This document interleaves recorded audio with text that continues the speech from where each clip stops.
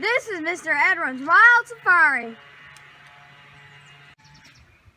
I'm Mr. Edwards, and this is my Wild Safari. On today's episode, we're going to take a trip to a distant land known as my backyard and find a wild brain.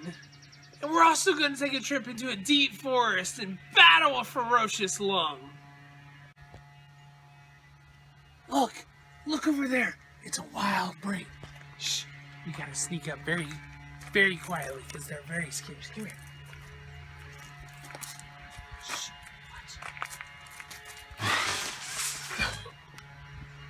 You guys are in luck. We caught us a beautiful specimen and it put up a big old fight.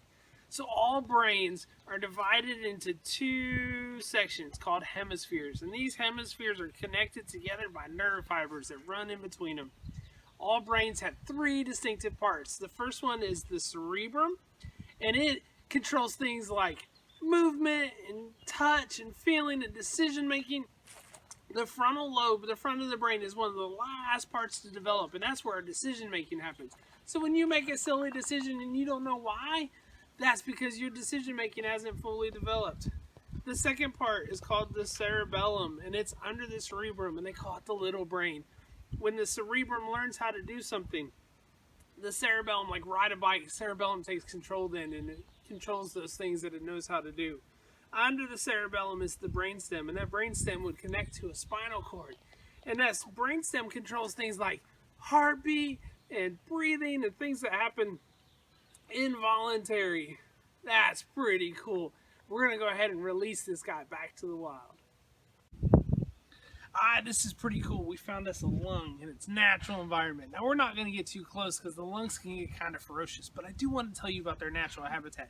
Their natural habitat is the chest cavity, and they have some really cool helper muscles that live there. They have the chest muscles and the diaphragm, and the chest muscles are in your chest, and when they contract and they tighten up, they lift that chest wall out, and at the same time, the diaphragm contracts and it drops down. And when it drops down and the chest wall lifts up, it makes a bigger space in your chest.